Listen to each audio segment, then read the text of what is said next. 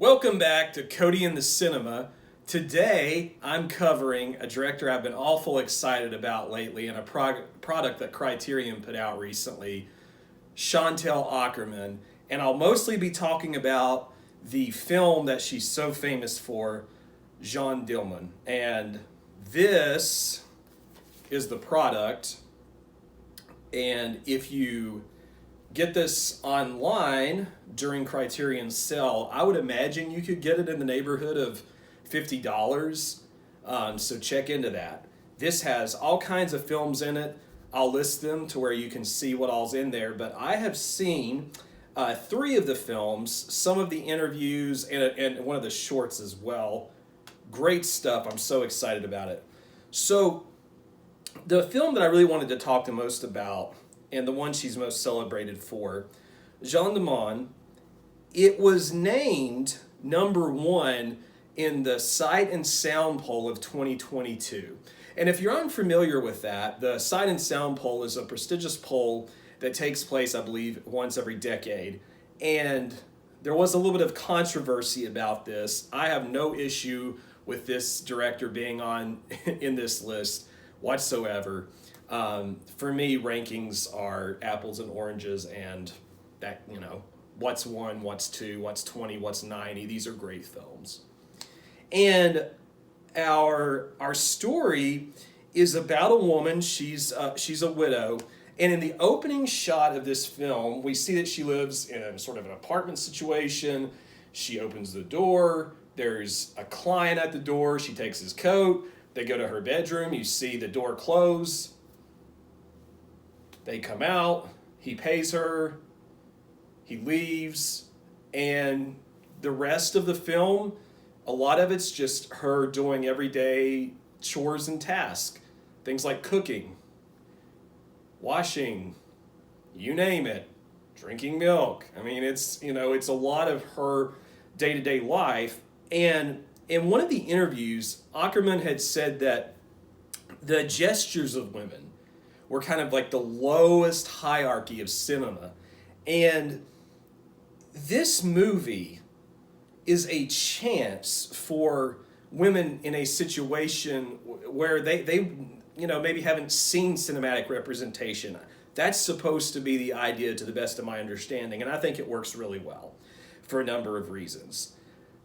As this woman goes about her day, we see that she's clean, she's organized, she's methodical, and this ritual of keeping up her day-to-day task is sort of what keeps her on an even keel. There's a clicking of her heels that you get used to. And that clicking starts to change. Some things happen. It's like a piece of music that's very calm and normal, and then goes into a different style, and you slowly see that impact play across the music. That's sort of what this felt like to me, because there's not really a soundtrack here. It is the sounds of her completing her everyday task. This actress, Delphine Seyrig, played this so well. She gets, when things start kind of falling apart for the protagonist, I mean, when she just drops a utensil. I mean, there's so much power in how that actress delivers the dropping of a utensil. Just something small that doesn't go right. Maybe it's a bad cup of coffee. When she has a bad cup of coffee in this movie, I just think about being on the road 600 miles plus, because I frequently go on road trips. And I know what it's like to be tired, to be exhausted, to have your sort of rhythm caught off guard by something as simple as a bad cup of coffee. Now, that's not to trivialize the problems in her life. They are there, and Akerman sort of allows us to see that unfold without ever forcing it on us. It's great stuff. Her son, so she's a widow, she has a son, Sylvain, he's not useful. He eats her food, he reads, sometimes at the table, which he's not supposed to do. He goes to bed. I think at one point he says, "Are we not going to listen to the radio?" He's just there. He's another task. He's another chore. And I don't think that Akerman was trying to demonize him or anything like this. He just simply doesn't seem to add much to her life. I don't know if that's the correct read or not, but I love the way that he was played in this, because he's not the bundle of joy that every mom wants. He's just there, like everything else in the dwelling. The conversations in this, they're sparse, they're far and few between. When they are there, she doesn't normally talk to women. In fact, one of the women she does interact with to get a baby passed off that she's sort of babysitting, you don't even see the woman. It's like Akerman intentionally separated the women to demonstrate that women are not always allowed to even be near each other, to even have that much companionship. It's brilliant. It's not even, I think some people might watch this and feel like, okay, well, she's just being critical of men. That's not really the case. She's just trying to demonstrate the reality of what so many women dealt with at that time and still deal with. And I think she does a very good job of it.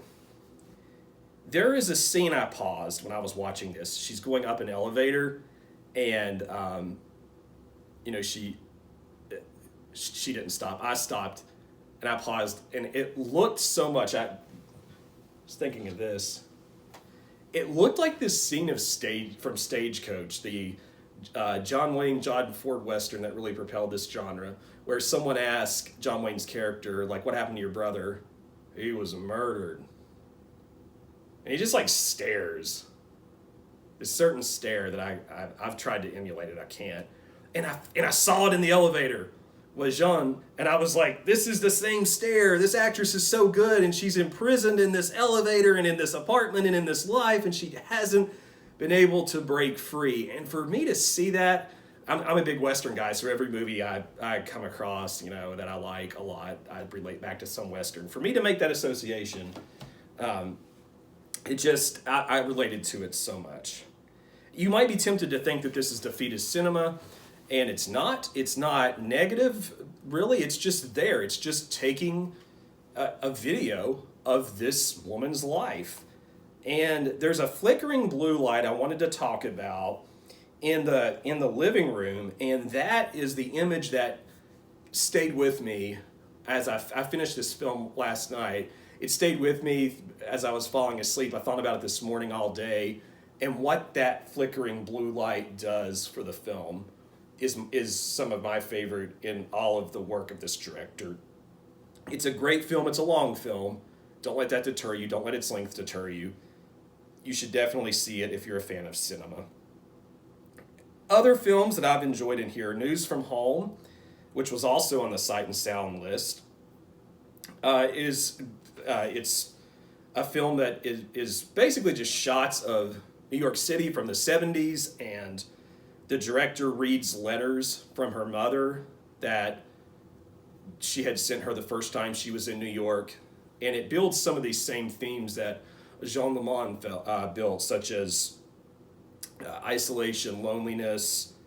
Another film in here that I've enjoyed, Saute, elle, and that, again, isolation, loneliness. There's a great shot in that film of the character with her back turned and looking at like the faucet. I can't remember if it's the bathroom or what it is. That's a famous shot.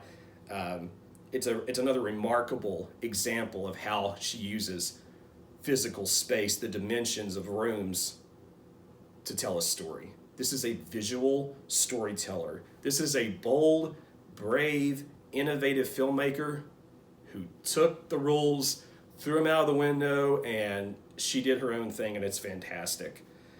Her debut piece that I did want to say something briefly about, Saute, ville, that she filmed that when she was 18, and it's just kind of like her wrecking a kitchen and sort of going against established norms of gender and so forth.